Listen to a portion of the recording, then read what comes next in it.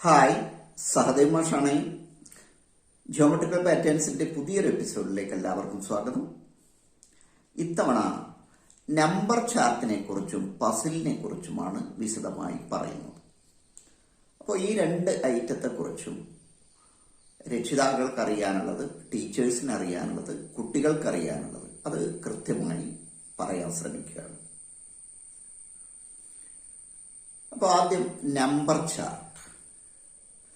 അപ്പോൾ മറ്റെല്ലാ മത്സരവും പോലെ നമ്പർ ചാർട്ടും കുട്ടിക്ക് പഠിക്കാനുള്ള പാഠഭാഗത്തിൽ നിന്നും തുടങ്ങി അതിനപ്പുറത്തേക്ക് വികസിക്കുന്നതായിരിക്കണം. അതായത് തുടങ്ങുന്നത് കുട്ടിക്ക് പഠിക്കാനുള്ള പാഠഭാഗങ്ങളുമായി ബന്ധപ്പെട്ട ഏതെങ്കിലും കാര്യത്തിൽ നിന്നാവുന്നത് നല്ലതാണ്. പിന്നീട് അതിൻ്റെ വളർച്ച, അത് LP കുട്ടിയാണെങ്കിൽ LPയിൽ ഒതുങ്ങണ്ട, അതുപോലെ UP കുട്ടിയാണെങ്കിൽ അവിടെ ഒതുങ്ങണ്ട. അതിനപ്പുറത്തേക്ക് പുതിയ കണ്ടെത്തൽ നടത്താനുള്ള ഒരു ശ്രമമാണ്, പുതിയൊരു രീതി ആവിഷ്കരിക്കാനുള്ള ശ്രമമാണ്, പുതിയ നമ്പേഴ്സിന്റെ പ്രത്യേകതകൾ പരിചയപ്പെടുത്താനുള്ള ശ്രമമൊക്കെ ആയിരിക്കും കുട്ടി നടത്തുന്നത്. അപ്പോൾ അതിലേക്ക് നയിക്കണമെങ്കിൽ ഒരുപാട് അന്വേഷണങ്ങൾ നടത്തണം. അതിന് ഈ 3 ചാർട്ടൊന്നും മതിയാവില്ല കേട്ടോ. കുട്ടി അതിനു മുമ്പ് ഒരുപാട് വർക്ക് ചെയ്തിട്ട് പല കാര്യങ്ങളും കണ്ടെത്തിയിട്ടുണ്ടാവും. അതിൽ ഏറ്റവും ചുരുക്കി ചെയ്യാൻ പറ്റുന്ന കാര്യമാണ് 3 ചാർട്ടിലുമായിട്ട് മത്സരത്തിന് അവതരിപ്പിക്കുന്നത്. അപ്പോൾ അത് മാത്രം, ആ ചാർട്ടിലുള്ള കാര്യം മാത്രമല്ല, അതിനപ്പുറത്ത് കണ്ടെത്തിയ കാര്യങ്ങളും കൂടി കുട്ടിക്ക് പറയാം. ഇത് ഇനിയും വികസിക്കുകയാണെങ്കിൽ എങ്ങോട്ടാണ് ഇതിന്റെ പോക്ക് എന്നൊക്കെ കൃത്യമായിട്ട് പറയണമെങ്കിൽ അതിൻ്റെതായ തരത്തിൽ അന്വേഷണം നടത്തിയിരിക്കണം. ആത്മവിശ്വാസത്തോടെ പറയണമെങ്കിൽ തീർച്ചയായും അതിൽ കൂടുതൽ അന്വേഷണം നടത്തിയിരിക്കണം. പലരും ധരിക്കുന്നത് വളരെ ഭംഗിയിൽ അവിടെ കുറേ നമ്പറുകൾ എഴുതിക്കൊണ്ട് ആണ് നമ്പർ ചാർട്ട് എന്നുള്ളതാണ്. അതല്ല, ഒരു പുതിയ രീതി കണ്ടെത്തി അവതരിപ്പിക്കുകയാണ്. അല്ലെങ്കിൽ ചില നമ്പറുകളുടെ പ്രത്യേകതകൾ, ചില ഗുണിക്കുമ്പോഴോ ഹരിക്കുമ്പോഴോ അല്ലെങ്കിൽ അത്തരത്തിലുള്ള എങ്ങനെയാണ് പുതിയ പുതിയ രീതികൾ വരുന്നത്. ഉദാഹരണത്തിന് ത്രികോണ സംഖ്യകൾ ഉണ്ടാവുന്നതെങ്ങനെ, സമചതുര സംഖ്യകൾ ഉണ്ടാവുന്നതെങ്ങനെ. അപ്പോൾ LPയിൽ സമചതുര സംഖ്യകളും ത്രികോണ സംഖ്യകളും ഉണ്ടോ എന്ന് ചോദിച്ചാൽ ഉണ്ട്, പക്ഷെ അത് ആ രൂപത്തിൽ പഠിക്കുന്നില്ല എന്നേ ഉള്ളൂ. 1, 3, 6, 10, 15 അങ്ങനെയുള്ള പാറ്റേൺ കുട്ടി പഠിക്കുന്നുണ്ട്. അത് സംഖ്യാ പാറ്റേൺ ആയിട്ടാണ്. അതുപോലെ 1, 4, 9, 16, 25 തുടങ്ങിയ സ്ക്വയർ നമ്പറും പഠിക്കുന്നുണ്ട്. പക്ഷെ സ്ക്വയർ നമ്പർ എന്നുള്ള പേരിലല്ല എന്ന് മാത്രം. അപ്പോൾ നമ്മളിവിടെ ശ്രദ്ധിക്കേണ്ട കാര്യം, ഇത് കുട്ടിയുടെ സ്റ്റാൻഡേർഡിന്റെ അപ്പുറത്തായി പോവോ എന്നുള്ള ആശങ്ക അവിടെ വേണ്ട.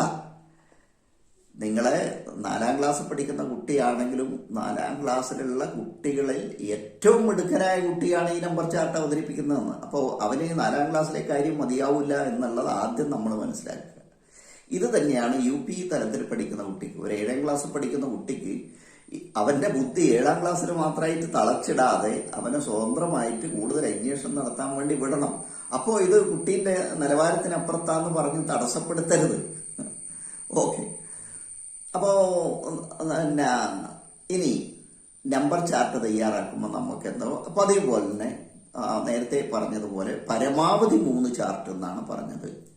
പരമാവധി 3 ചാർട്ട് എന്ന് പറയുമ്പോൾ 1 ചാർട്ടായാലും മതി, 2 ആയാലും മതി, 3 ആയാലും മതി, പക്ഷെ 4 പറ്റില്ല. അതുപോലെ ഒരു സൈഡിൽ മാത്രമേ ഉപയോഗിക്കാവൂ. അതായത് ഒരു ചാർട്ടിന്റെ ഒരു വശം മാത്രമേ ഉപയോഗിക്കാവൂ. മറ്റൊന്ന്, ചാർട്ട് പേപ്പറിൽ വലുതായി എഴുതാം. ഞാനിത് പറയുന്നത് ചില കുട്ടികൾ സ്കെച്ച് പെന്നുകൊണ്ട് എഴുതി കാണാറുണ്ട്. ചില കുട്ടികൾ ബോൾ പെൻ ഉപയോഗിച്ച് എഴുതുന്ന കണ്ടിട്ടുണ്ട്, പെൻസിൽ ഉപയോഗിച്ച് എഴുതുന്ന കണ്ടിട്ടുണ്ട്. അപ്പോൾ എന്ന് വെച്ചാൽ അവരെ കൃത്യമായി എങ്ങനെയാണ് ചെയ്യേണ്ടതെന്ന് പറഞ്ഞു കൊടുക്കാൻ അവിടെ ടീച്ചേഴ്സ് ചിലപ്പോൾ അറിഞ്ഞിട്ടുണ്ടാവില്ല. രക്ഷിതാവ് നേരിട്ട് കൊണ്ടുവരുന്നതായിരിക്കും. രക്ഷിതാവിന് ഇതിനെക്കുറിച്ച് കൂടുതൽ അറിവുണ്ടാവില്ല. അപ്പോൾ നിങ്ങളെ അറിവിലേക്ക് ഒന്നുകൂടെ പറയാണ്, ചാർട്ട് പേപ്പറിൽ എഴുതേണ്ടത് ടീച്ചേഴ്സ് ഉപയോഗിക്കുന്ന ചിസിൽ ടിപ്പ് മാർക്കർ ഉപയോഗിച്ചാണ്. അതായത് തടിച്ച കളർ മാർക്കർ ഉപയോഗിച്ച്. ഞാനത് കാണിച്ചു തരാം. ഇതാ ഇത്തരത്തിലുള്ളതാണ് ചിസിൽ ടിപ്പ് മാർക്കർ. ഇതിന് ഈ ചിസിൽ ടിപ്പ് മാർക്കർ എന്ന് പറയുന്നത്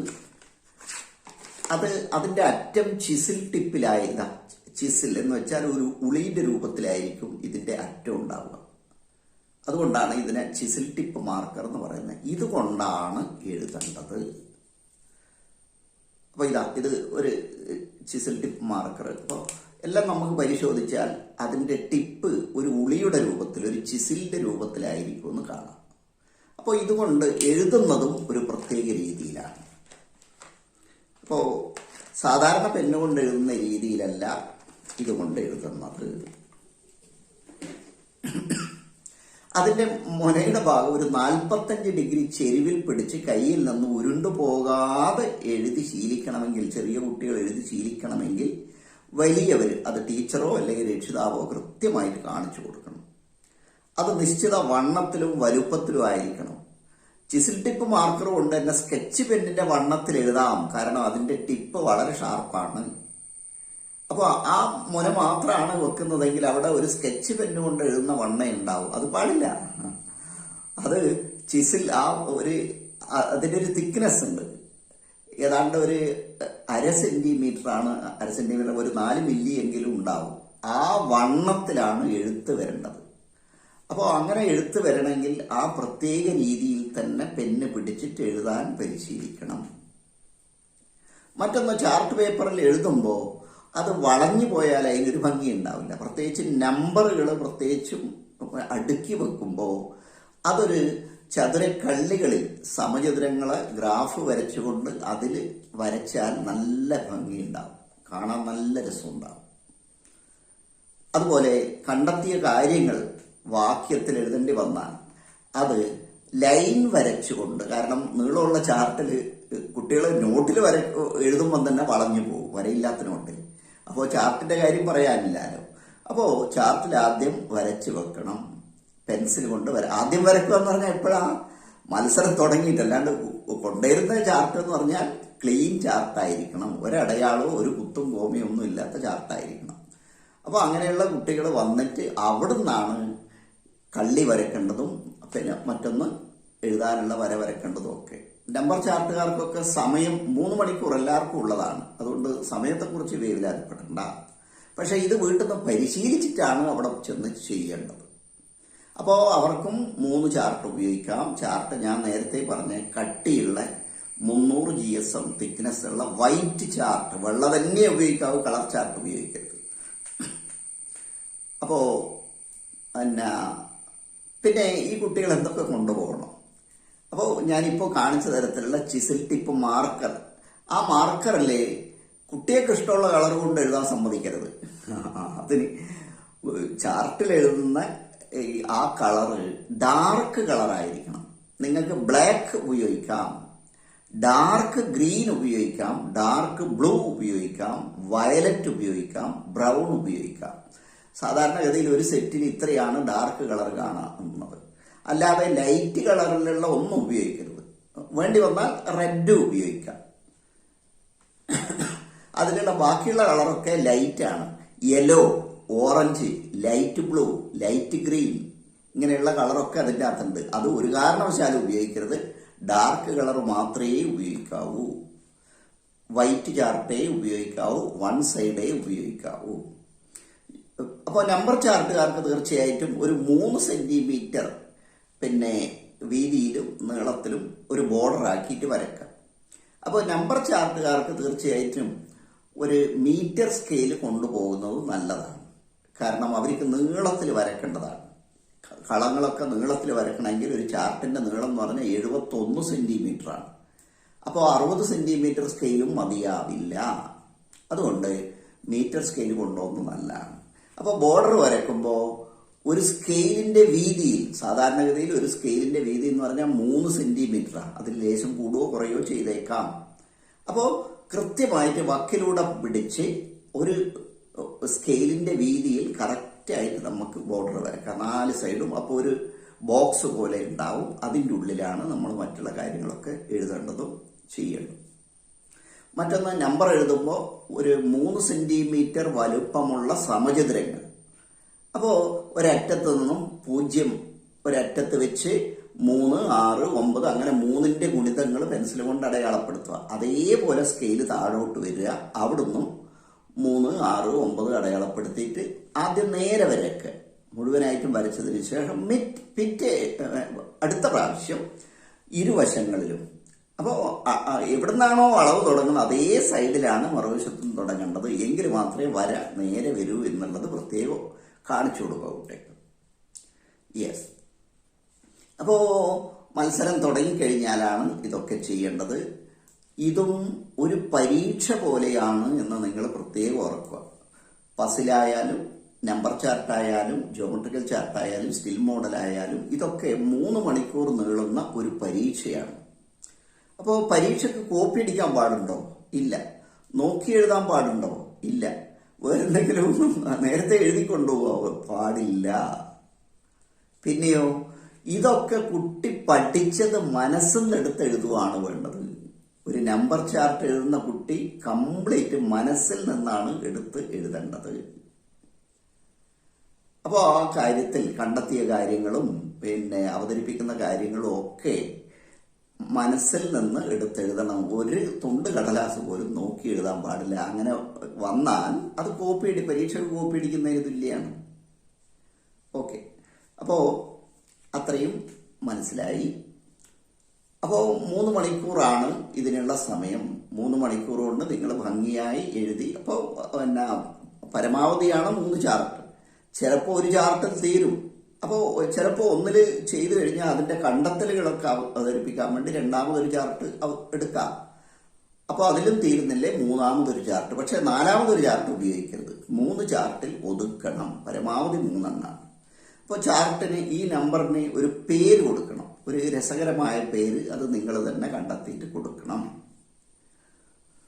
അപ്പോൾ ആ പേരും ഈ പറയുന്ന കാര്യങ്ങളുമായിട്ട് ഏതെങ്കിലും തരത്തിൽ വന്ന് അപ്പോൾ എങ്ങനെയായി നമ്പർ ചാർട്ട് ഉണ്ടാക്കുക എന്നുള്ള ഞാൻ നമ്പർ ചാർട്ട് മാത്രമായിട്ടുള്ള വീഡിയോ ധാരാളം ചെയ്തിട്ടുണ്ട്. LP തലത്തിലും UP തലത്തിലും ഒക്കെ ആയിട്ടുള്ള ഒരുപാട് വീഡിയോ ചെയ്തിട്ടുണ്ട്. നിങ്ങൾ അത് സെർച്ച് ചെയ്താൽ മതി.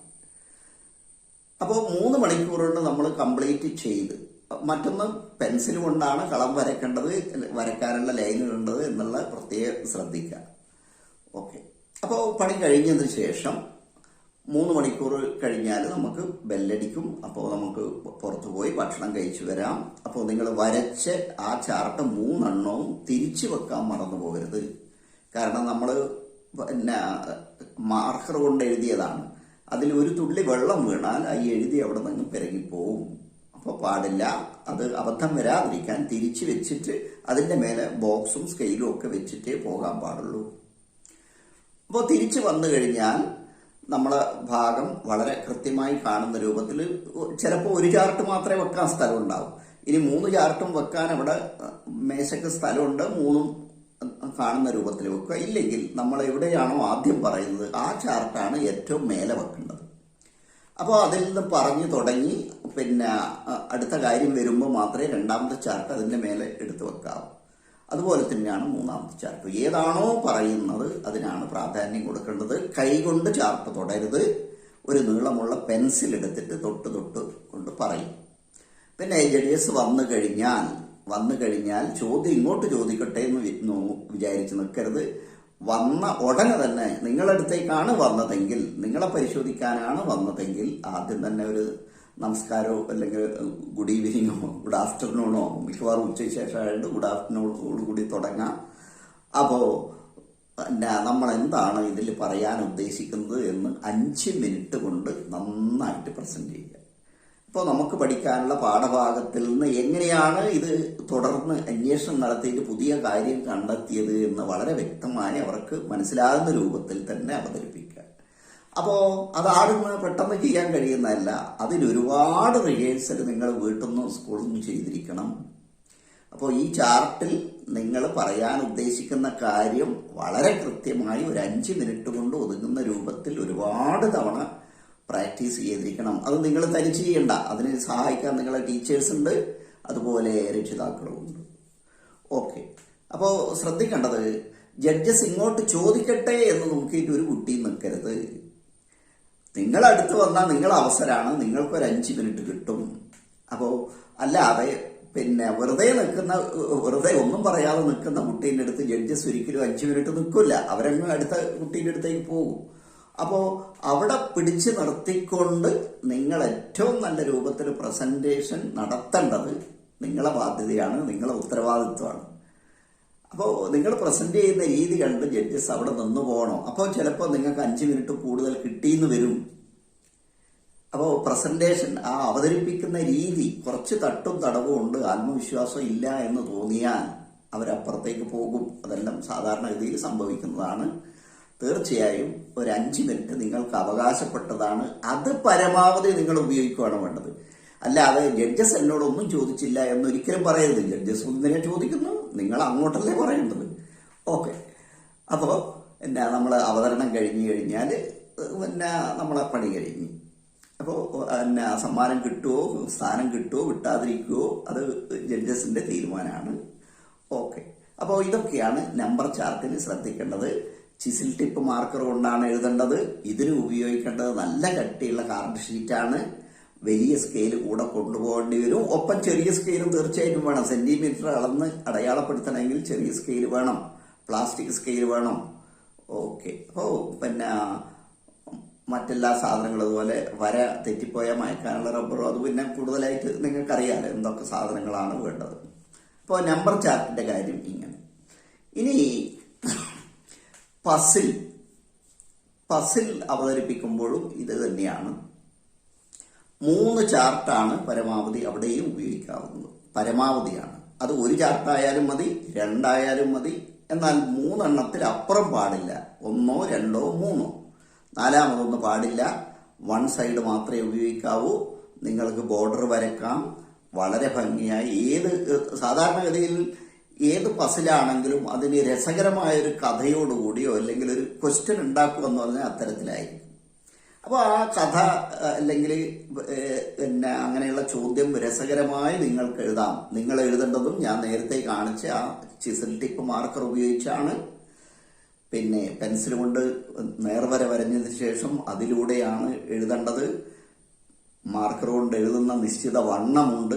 ആ രൂപത്തിൽ ഡാർക്ക് മാർക്കർ ഉപയോഗിച്ച് മാത്രമേ ചെയ്യാൻ പാടുള്ളൂ. ഇതൊക്കെ നമ്പർ ചാർട്ട് പറഞ്ഞ കാര്യം തന്നെ. പിന്നെ അപ്പോൾ നമ്മളത് കഥയൊക്കെ എഴുതി. അപ്പോൾ പസിലിനൊരു പ്രത്യേകതയുള്ള വെച്ചാൽ മറ്റെല്ലാ ഐറ്റവും, അതായത് സ്റ്റിൽ മോഡലും ജോമെട്രിക്കൽ ചാർട്ടും ഏറ്റവും കൂടുതൽ പണിയുള്ളതാണ്. അപ്പോൾ 3 മണിക്കൂർ കൊണ്ട് മിക്കവാറും കുട്ടികൾക്ക് ചെയ്ത് തീരില്ല. എന്തായാലും 3 മണിക്കൂർ അനുവദിക്കണമല്ലോ. അതുകൊണ്ട് അവരെ ജഡ്ജിമെന്റ് ഉച്ചയ്ക്ക് ശേഷം മാത്രമേ നടക്കൂ. എന്നാൽ പസിലിന്റെ കാര്യം അങ്ങനെയല്ല. പസില് ചില കുട്ടികളെ വളരെ ചുരുങ്ങിയതേ എഴുതാനുണ്ടാവും. അപ്പോൾ അതൊക്കെ എഴുതിയിട്ട് കുട്ടികൾ ഇങ്ങനെ വെറുതെ നിൽക്കുന്നതായിരിക്കും. അപ്പോൾ മിക്കവാറും പസിലിന്റെ റൂമിൽ കാണുമെന്ന് പറഞ്ഞാൽ ഒരു അരമണിക്കൂർ കൊണ്ട് 1 മണിക്കൂർ കൊണ്ട് പരമാവധി 1 മണിക്കൂർ കൊണ്ട് കുട്ടികൾ പണി കഴിയും. പിന്നെ ജഡ്ജസിനെ വെയിറ്റ് ചെയ്യലാണ്. അപ്പോൾ പിന്നെയും 2 മണിക്കൂർ സമയമുണ്ട്. അപ്പോൾ കുട്ടികൾ സ്വാഭാവികമായിട്ടും അവിടുന്ന് മറ്റു പല കളിയും തുടങ്ങുമ്പോൾ ആ സമയത്ത് ചിലപ്പം ജഡ്ജസ് നിങ്ങളെ പരിശോധിക്കുക. അതായത് പസിലിന് മാത്രം, മറ്റുള്ള ഐറ്റത്തിന് പോവില്ല. കാരണം പസിലാണ് ഏറ്റവും വേഗം ചെയ്ത് തീരുക എന്നുള്ളതുകൊണ്ട് അവിടത്തേക്ക് വരും. അപ്പോൾ അത് ചിലപ്പോൾ ഉച്ചയ്ക്ക് ശേഷം ആവാം, അല്ലെങ്കിൽ ഉച്ചയ്ക്ക് മുമ്പ് ഒരു 11:30യോടുകൂടി പണി കഴിഞ്ഞ കുട്ടികളുണ്ടോ എന്ന് ചോദിച്ചിട്ട് ചിലപ്പം വരും. കഴിഞ്ഞവരെ മാത്രമേ പരിശോധിക്കൂ. കഴിഞ്ഞിട്ടില്ല എന്ന് പറഞ്ഞാൽ നിങ്ങൾ ജഡ്ജിമെന്റ് നടത്താൻ വരില്ല, അവർ പിന്നെയാണ് വരിക. ഓക്കെ. അപ്പോൾ അങ്ങനെ വന്നു കഴിഞ്ഞാൽ നിങ്ങൾ ശ്രദ്ധിക്കേണ്ട കാര്യം, നിങ്ങൾക്ക് ചെയ്യാനുള്ളതല്ല. ഈ പസിലിന് ഒരു പ്രത്യേകത എന്താ വെച്ചാൽ, പലരും ധരിച്ചതുപോലെ ചോദ്യവും ഉത്തരവും അല്ല. ഒരു ചോദ്യം അതിനുള്ള ഉത്തരം എന്നുള്ള രൂപത്തിലല്ല പസിൽ അവതരിപ്പിക്കുന്നത്. ചോദ്യം പരമാവധി രസകരമാക്കി കേൾക്കുന്ന ആൾക്ക് ഭയങ്കര കുടുക്ക് മസാലയാണ് ഇത്, അങ്ങനെയൊന്നും ഉത്തരം കിട്ടൂല എന്നുള്ള രൂപത്തിൽ, എന്ന രീതിയിലാണ് നമ്മൾ അവതരിപ്പിക്കുന്നത്. ആ ചോദ്യം ആദ്യഘട്ടത്ത് ഒറ്റ നോട്ടത്തിൽ ഒരു ആദ്യത്തെ ഒരു കേൾവിക്ക് അല്ലെങ്കിൽ കണ്ടു കഴിഞ്ഞാൽ നമുക്കത് ഉത്തരം കിട്ടൂല എന്ന് തന്നെയാണ് വിചാരിക്കുക. അപ്പോൾ അങ്ങനെ പ്രയാസപ്പെട്ട് നിൽക്കുമ്പോൾ ജഡ്ജസ് വന്ന് ഇതിന്റെ ഉത്തരം എന്താന്ന് ചോദിച്ചാൽ ഉത്തരമല്ല പറയേണ്ടത്. ഉത്തരം എന്താണെന്നാണ് അവർ ചോദിക്കുക, പക്ഷെ ഉത്തരമല്ല നിങ്ങൾ പറയേണ്ടത്. നിങ്ങൾ പറയേണ്ടതെന്താ, ഉത്തരത്തിലേക്ക് ഞാൻ എങ്ങനെ എത്തി എന്ന് വളരെ കൃത്യമായി അവർക്ക് കാണിച്ചു കൊടുക്കണം. അതിൽ ചിലപ്പം കളങ്ങളൊക്കെ വരക്കേണ്ടി വരും, അതിൽ ചിലപ്പോൾ നമ്പറെല്ലാം പോസ്റ്റ് ചെയ്യേണ്ടി വരും, ചില നമ്പർ സാധ്യതയില്ലാത്ത തള്ളേണ്ടി വരും. ഈ പണിയൊക്കെ ചെയ്യുന്നത് ജഡ്ജസിന്റെ മുമ്പിൽ നിന്നായിരിക്കണം. എന്ന് വെച്ചാൽ ഉത്തരത്തിലേക്ക് എത്തിക്കുന്ന കാര്യം കാണിക്കുന്നത് ലൈവായിട്ടാണ്. നേരത്തെ തയ്യാറാക്കി വെച്ച ഉത്തരം ഒരു കാരണവശാലും കാണിക്കരുത്. അങ്ങനെയാണെങ്കിൽ അതൊരു ചോദ്യവും ഉത്തരവും എന്നുള്ള നിലക്ക് മാത്രമായിപ്പോയി. അതൊരു പസിലേ അല്ല. നല്ലൊരു പസിലാവുന്നത് ഈ കുടുക്ക് പിടിച്ച ഈ ചോദ്യത്തിൽ നിന്നും ഞാൻ എങ്ങനെയാണ് അതിന്റെ ഉത്തരം കൃത്യമായി ഇന്ന വഴിയിലൂടെ പോയി ഉത്തരം കണ്ടെത്തുന്നത് എന്ന് ജഡ്ജസിനെ ബോധ്യപ്പെടുത്താൻ നമുക്ക് കഴിയണം. അപ്പോ പസിലിനെ സംബന്ധിച്ചിടത്തോളം ഏറ്റവും പ്രധാനം നോക്കുക, യുക്തിചിന്തയിലൂടെ കുട്ടി ഉത്തരം കണ്ടെത്തുന്നുണ്ടോ, ആ വഴിക്കാണോ സഞ്ചരിക്കുന്നത് എന്നുള്ളതാണ്. അതായത് ലോജിക്കൽ തിങ്കിങ്, ഇതിനാണ് പ്രാധാന്യം കൊടുക്കുന്നത്. പസിൽ എന്ന ഐറ്റത്തിന് പ്രാധാന്യം കൊടുക്കുന്ന ലോജിക്കൽ തിങ്കിങ് ആണ്. യുക്തിപൂർവം ചിന്തിച്ച് ഉത്തരത്തിലേക്ക് എത്തുന്നത്. അതിനുവേണ്ടി നമ്മൾ മുമ്പ് പഠിച്ച ഒരുപാട് കാര്യങ്ങൾ അപ്ലൈ ചെയ്യുന്നുണ്ടാവും. മുൻ ക്ലാസ്സുകളിൽ അല്ലെങ്കിൽ നേരത്തെ പഠിച്ച കണക്കിന്റെ പല കാര്യങ്ങളും ഇതിൽ അപ്ലൈ ചെയ്യുന്നുണ്ടാവും. എങ്കിലും യുക്തിപരമായി ചിന്തിച്ച് ഈ കുടുക്ക് മറികടക്കുന്നത് എങ്ങനെയാണെന്ന് ജഡ്ജസിനെ ബോധ്യപ്പെടുത്തലാണ്. അപ്പോൾ അതിന് ചിലപ്പം കളം വരച്ചിട്ടായിരിക്കും പല നമ്പറുകൾ. അപ്പോൾ ഒരു പ്രത്യേക രൂപത്തിൽ നമ്മൾ പറയുമ്പോൾ അത് ഒരു നമ്പർ മാത്രമല്ല, പല നമ്പറിനും ചാൻസ് ഉണ്ട്. ആ ചാൻസ് ഉള്ള മുഴുവൻ നമ്പറും എഴുതി എന്തുകൊണ്ട് മറ്റുള്ള നമ്പറൊന്നും വരില്ല, ഈ നമ്പർ മാത്രം വരുന്നു എന്ന് കൃത്യമായിട്ട് ജഡ്ജസിനെ ബോധ്യപ്പെടുത്താൻ പറ്റണം. അപ്പോൾ ഇതിൽ താല്പര്യമുള്ള ജഡ്ജസ് ആണെങ്കിൽ തീർച്ചയായിട്ടും അത് തിരിച്ചും മറച്ചും ഒക്കെ ചോദിക്കും. പസിലിനോട് താല്പര്യമുള്ള ജഡ്ജസ് ആണെങ്കിൽ നിങ്ങൾക്ക് കൂടുതൽ സമയം കിട്ടും. 5 മിനിറ്റാണ് ഇതിന് സമയമെങ്കിലും 5 മിനിറ്റിൽ കൂടുതൽ നിങ്ങൾക്ക് കിട്ടും. അപ്പോൾ പുതിയൊരു പസിലാണെങ്കിൽ അതിന്റെ ഉത്തരം എങ്ങനെ കിട്ടുന്നു എന്നറിയാൻ ജഡ്ജസ് കൂടുതൽ സമയം നിങ്ങളുടെ അടുത്ത് നിന്നെന്ന് വരും. അത് അവതരണത്തിന്റെ മികവ് കൊണ്ടാണ്. ഇവിടെയും അവതരണത്തിന്റെ മികവ് കൊണ്ടാണ് ജഡ്ജസ് നിങ്ങൾക്ക് കൂടുതൽ സമയം നിൽക്കുന്നത്. അവതരിപ്പിക്കുന്നത് അത്ര ഗുണമില്ലെങ്കിൽ, കുട്ടി പറയുന്നതിൽ ആത്മവിശ്വാസം കുറവുണ്ടെങ്കിൽ, കുട്ടി താഴോട്ട് നോക്കിയിട്ടാണ് പറയുന്നത്, അല്ലെങ്കിൽ ജഡ്ജസ് മുമ്പിലുണ്ടാവും, കുട്ടി വേറെ നോക്കിയിട്ടാണ് പറയുന്നുണ്ടാവുക. ഇതൊക്കെ നന്നായി പഠിക്കാത്തതിന്റെ ലക്ഷണമായിട്ടാണ് ജഡ്ജസ് വിലയിരുത്തുക. ഏറ്റവും നന്നായിട്ട് പഠിച്ച കുട്ടി ജഡ്ജസ് 3 പേരെയും മാറി മാറി നോക്കി അവരെ കണ്ണുകളിൽ നോക്കിയിട്ടാണ് സംസാരിക്കുക. എന്തെങ്കിലും തെറ്റിപ്പോവോ മാറിപ്പോവോ ചെയ്താൽ സ്വാഭാവികമായിട്ടും നമ്മളെ നോട്ടം താഴേക്കായി പോവും. അപ്പോൾ ആത്മവിശ്വാസം കുറവുണ്ടായാൽ നമ്മളെ പറയുന്നതിൽ എന്തെങ്കിലും തെറ്റോ പെശകോ വന്നാൽ അത് അപ്പോൾ തന്നെ നമ്മളെ മുഖത്ത് കാണും, അവർ വായിച്ചെടുക്കും. കാരണം നിങ്ങളെപ്പോലെയുള്ള ഒരുപാട് കുട്ടികളെ പരിശോധിക്കുന്നവരാണ് എന്നുള്ളതുകൊണ്ട് തന്നെ.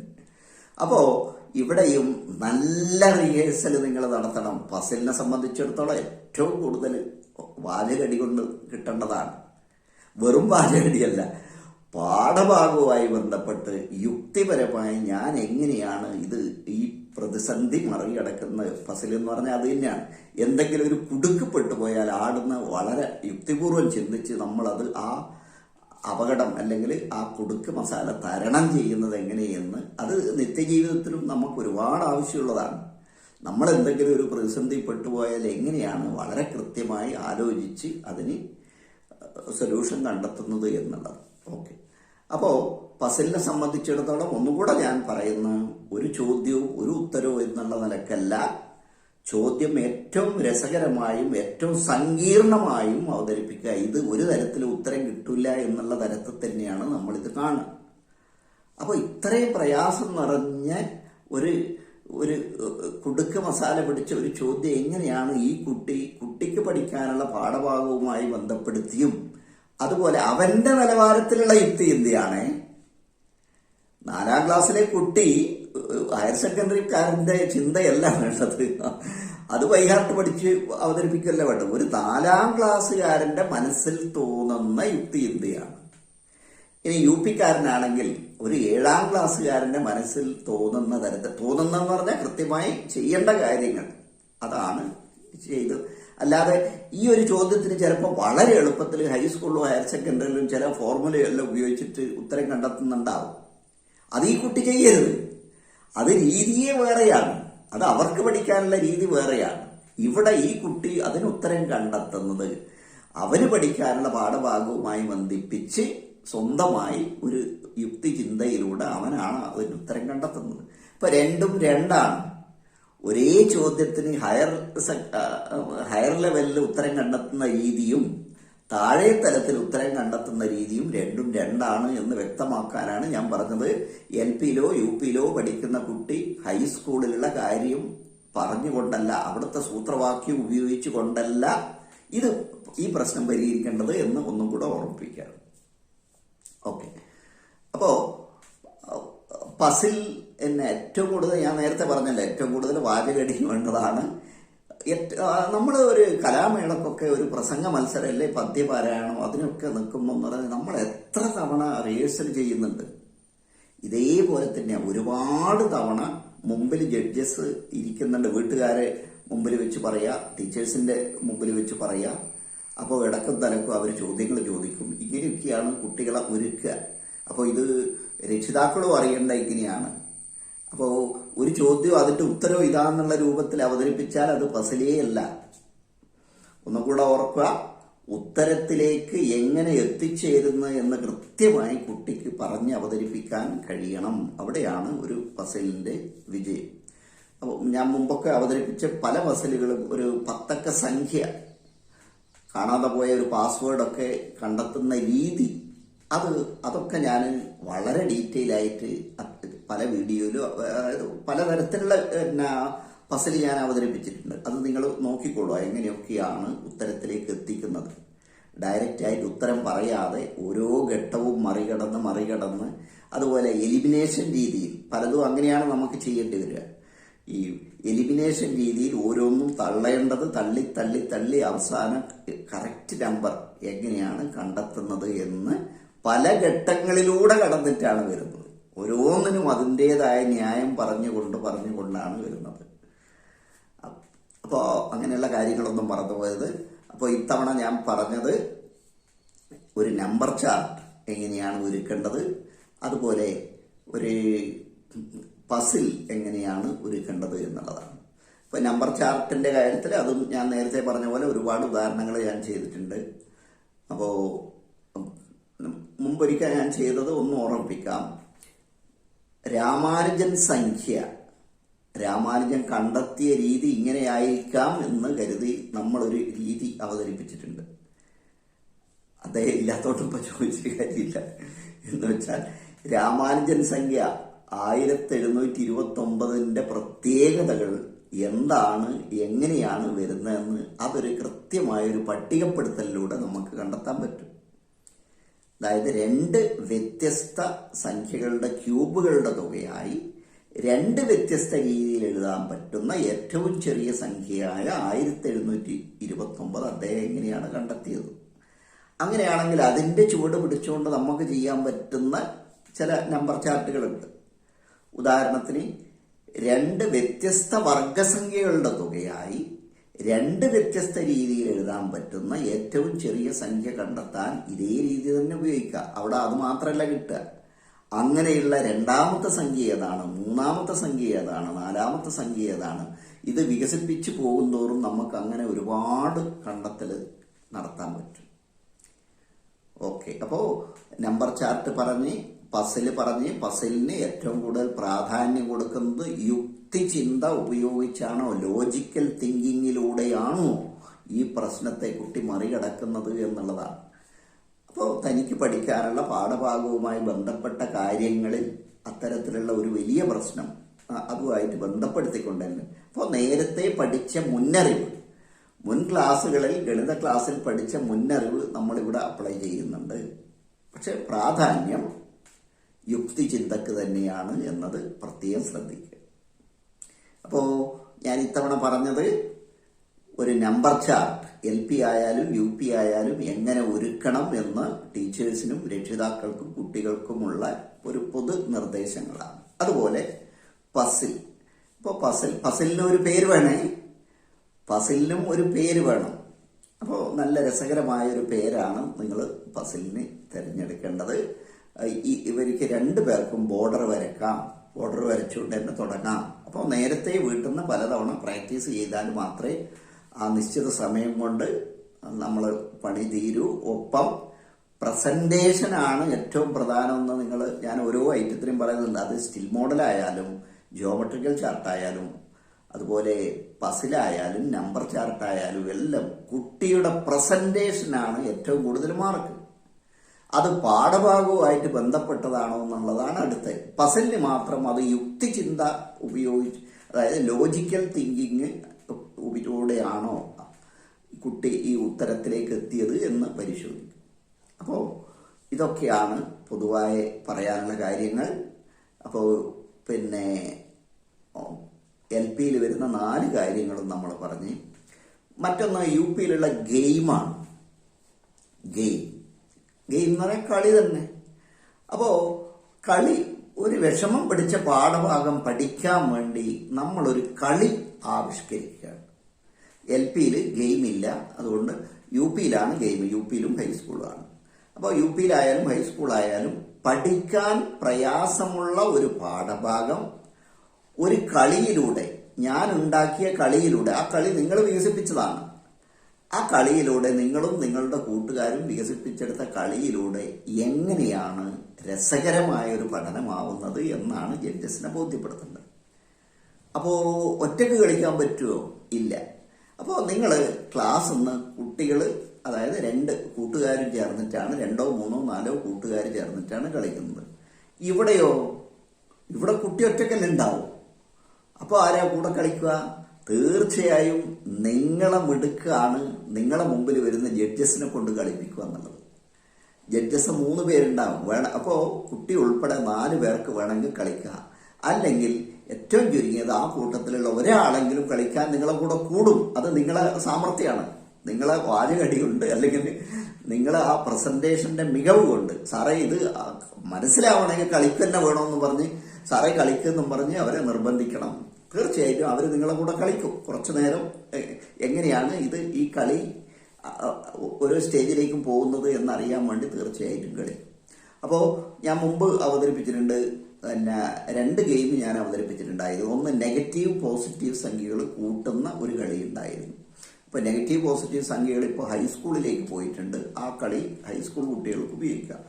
മറ്റൊന്ന് വ്യത്യസ്ത ഭിന്നസംഖ്യകൾ, വ്യത്യസ്ത ഛേദമുള്ള ഭിന്നസംഖ്യകൾ കൂട്ടാനുള്ള എളുപ്പ വഴി കാണിക്കുന്ന ഒരു ഗെയിം ഉണ്ടായിരുന്നു. വളരെ എളുപ്പത്തിൽ കളിച്ച് മുന്നേറാൻ പറ്റുന്നു.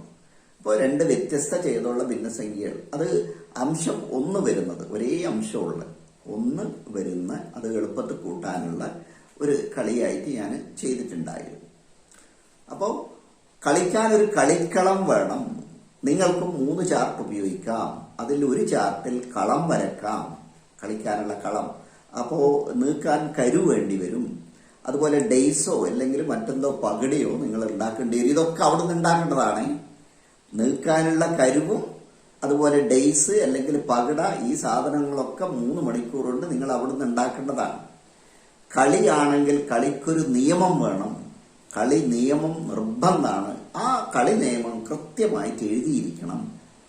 ഇല്ലെങ്കിൽ കളിയിൽ അടിപിടി ഉണ്ടാവില്ലേ? കളിക്ക് കളി നിയമം നിർബന്ധമാണ്. കളിക്കാൻ ഒരു കളിക്കളം നിർബന്ധമാണ്. കളിക്കാൻ കളിക്കാർ നിർബന്ധമാണ്. അതിൽ ഒരു കുട്ടി ഇവിടെയുണ്ട്, മറ്റൊരാൾ ജഡ്ജസ് ആയിട്ടുള്ള ഒരാളെ നിങ്ങൾ തീർച്ചയായിട്ടും കാണും. ഓക്കെ, അപ്പോൾ ഇത്രയാണ് കളിയായിട്ട് ബന്ധപ്പെട്ട്. അവിടെയും എഴുതേണ്ടത് നമ്മൾ ചിസിൽ ടിപ്പ് മാർക്കർ ഉപയോഗിച്ചാണ്. വൈറ്റ് ചാർട്ട് തന്നെയാണ് ഉപയോഗിക്കേണ്ടത്. കട്ടിയുള്ള കാർഡ് ഷീറ്റ് തന്നെ ഉപയോഗിക്കാം. നിങ്ങൾക്കും പരമാവധി 3 ചാർട്ട് ഉപയോഗിക്കാം. 1 ആയാലും മതി, 2 ആയാലും മതി, 3 ആയാലും മതി, കൂടുതൽ എടുക്കരുത്. പക്ഷെ നമ്മൾ ചെയ്യുമ്പോൾ ഒരു ചാർട്ടിൽ കളം വരച്ചുകൊണ്ട് കളിക്കളവും മറ്റൊന്നിൽ കളി നിയമങ്ങളുമാണ്. കളി നിയമങ്ങൾ ഒരു ലെവലേശം തെറ്റിപ്പോയത്. ഇതും എവിടെ നോക്കി എഴുതാൻ പാടില്ല, മനസ്സെന്ന് തന്നെ എടുത്തെഴുതേണ്ടതാണ്. അപ്പോൾ ഗെയിമുമായിട്ട് ബന്ധപ്പെട്ട് ഇതൊക്കെ ഞാൻ ചെയ്തിട്ടുണ്ട് എന്നുള്ളത് കൊണ്ട് തന്നെ നിങ്ങൾക്ക് അതൊക്കെ പൊതുവായ നിർദ്ദേശം എന്നുള്ള നിലക്കാണ് ഞാനിതൊക്കെ പറയുന്നത്. ഓക്കെ, അപ്പോൾ നമ്മളിപ്പോൾ ഈ വീഡിയോയിലൂടെ പറഞ്ഞത് പസിൽ, നമ്പർ ചാർട്ട്, ഗെയിം, ഈ 3 ഐറ്റങ്ങളെ കുറിച്ചാണ്. അപ്പോൾ ഒന്നുകൂടെ നമ്മളെ ഈ ചാനൽ പുതുതായി കാണുന്നവർ, സബ്സ്ക്രൈബ് ചെയ്യാത്തവർ തീർച്ചയായും സബ്സ്ക്രൈബ് ചെയ്യാൻ മറക്കരുത്. വീഡിയോ ഇഷ്ടമായാൽ നിങ്ങളുടെ മറ്റു ഗ്രൂപ്പുകളിലേക്കും ഇത് ഷെയർ ചെയ്യാൻ ശ്രമിക്കുക. അപ്പോൾ മേള കഴിയുന്നവരെ നമ്മൾ ഇടയ്ക്കിടയ്ക്ക് ഇങ്ങനെയുള്ള വീഡിയോ ആയിട്ട് ഇനിയും വരുന്നതായിരിക്കും. അപ്പോൾ ഓക്കെ. അപ്പോൾ സ്കൂൾ തല മത്സരം കഴിഞ്ഞ് സബ് ജില്ലാതല മത്സരത്തിലേക്ക് തയ്യാറെടുക്കുമ്പോൾ തീർച്ചയായും നിങ്ങളുടെ ടീച്ചേഴ്സ് നിങ്ങളെ നന്നായി സഹായിക്കും. കാരണം നിങ്ങൾ പോകുന്നത് നിങ്ങൾക്ക് മാത്രം വേണ്ടിയല്ല, സ്കൂളിന് വേണ്ടിയാണ്. സ്കൂളിന് വേണ്ടിയാണ് എന്നുള്ളതുകൊണ്ട് തീർച്ചയായും നിങ്ങളെ ടീച്ചേഴ്സ് നിങ്ങളെ സഹായിക്കും. അപ്പോൾ രക്ഷിതാക്കളോടും പറയാനുള്ളത്, വീട്ടിൽ നിന്ന് നിങ്ങൾ നന്നായിട്ട് സബ് ജില്ലയിലുള്ള ഏറ്റവും മിടുക്കരായ കുട്ടികൾ വരുന്ന മത്സരമായിരിക്കും. അപ്പോൾ അവരോട് മത്സരിച്ച് ജയിക്കണമെങ്കിൽ നന്നായിട്ട് നിങ്ങളെ കുട്ടിയെ പ്രാക്ടീസ് ചെയ്യിക്കണം. ഓക്കെ, നമുക്ക് അടുത്ത വീഡിയോയിൽ വീണ്ടും കാണാം.